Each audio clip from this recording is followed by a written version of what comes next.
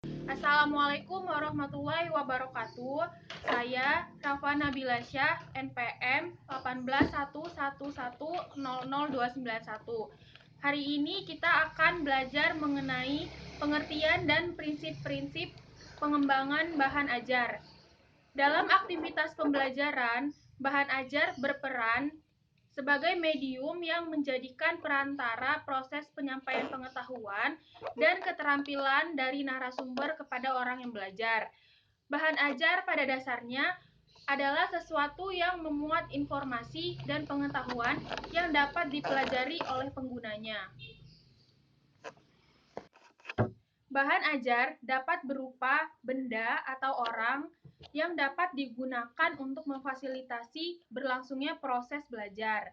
Penggunaan bahan ajar seperti buku teks, tugas belajar, dan bahan pendukung lainnya akan dapat memudahkan, memotivasi, dan memperbaiki serta meningkatkan aktivitas pembelajaran. Dalam sebuah kegiatan pembelajaran, penggunaan bahan ajar mampu memberikan beberapa kontribusi penting, yaitu yang pertama, memuat isi atau materi pelajaran yang bersifat baku atau standar. Yang kedua, mengurangi terjadinya kesalahan persepsi dalam proses belajar. Yang ketiga, meningkatkan minat belajar individu. Yang keempat, meningkatkan daya ingat atau retensi terhadap aspek-aspek penting dan isi atau materi pelajaran. Bahan ajar pada umumnya dapat diklasifikasikan menjadi bahan ajar cetak dan bahan ajar non-cetak. Ini yang saya pegang adalah contoh dari bahan ajar cetak. Bahan ajar cetak yaitu buku teks, modul, atau buku ajar mandiri, brosur, dan poster. Sedangkan bahan ajar non-cetak meliputi benda-benda sesungguhnya seperti model, program audio, program video, dan program multimedia. Pembahasan bahan ajar dalam buku ini akan difokuskan pada pembahasan 5 ragam bahan ajar, yaitu bahan ajar cetak, bahan ajar audio, bahan ajar video, bahan ajar digital dan multimedia, serta bahan ajar berupa jaringan komputer atau internet. Klasifikasi bahan ajar sebagai berikut.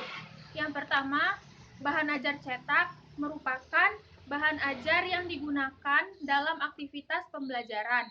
Hal ini terkait dalam potensi yang dimiliki oleh bahan ajar cetak, yaitu yang pertama, mampu digunakan untuk menyampaikan hampir semua isi atau materi pelajaran. Yang kedua, dapat digunakan dalam aktivitas pembelajaran secara langsung. Yang ketiga, mampu membuat penggunanya memilih dan menentukan isi atau materi yang akan dipelajari.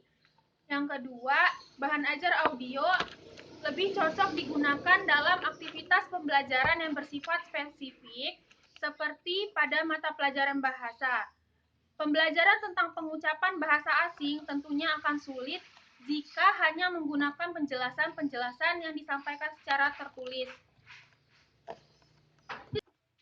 Yang ketiga, video merupakan ragam bahan ajar yang sangat bermanfaat digunakan dalam menjelaskan konsep yang berkaitan dengan gerakan atau proses. Bahan ajar video memiliki kemampuan dalam menayangkan peristiwa-peristiwa langka yang sulit dialami karena adanya faktor hambatan waktu dan jarak dalam menempuh proses belajar. Contoh untuk hal ini adalah pembelajaran tentang proses fotosintesis yang memperlihatkan proses perubahan secara perlahan dan bertahap akan lebih mudah untuk dipahami lewat bahan ajar berupa program video. Yang keempat, program multimedia merupakan bahan ajar yang mampu menampilkan semua unsur tayangan secara komprehensif.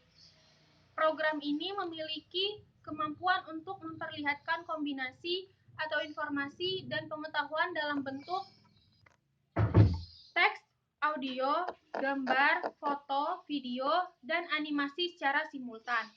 Kemampuan ini dapat digunakan untuk menjelaskan konsep-konsep yang harus dipelajari oleh peserta didik secara komprehensif. Bahan ajar multimedia dapat dipelajari melalui penggunaan perangkat keras atau hardware komputer. Selain itu, bentuk tayangan digital ini dapat diunggah ke dalam situs website. Selanjutnya, indikator bahan ajar efektif. Yang pertama, mampu meningkatkan hasil belajar peserta didik. Yang kedua, mampu memotivasi peserta didik untuk melakukan proses belajar secara berkesinambungan. Yang ketiga, mampu meningkatkan daya ingat atau retensi peserta didik terhadap isi atau materi yang telah dipelajari. Yang keempat, mampu membuat peserta didik berperan aktif dalam mengaplikasikan pengetahuan dan keterampilan yang dipelajari.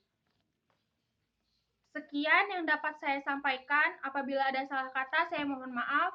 Saya akhiri. Wassalamualaikum warahmatullahi wabarakatuh.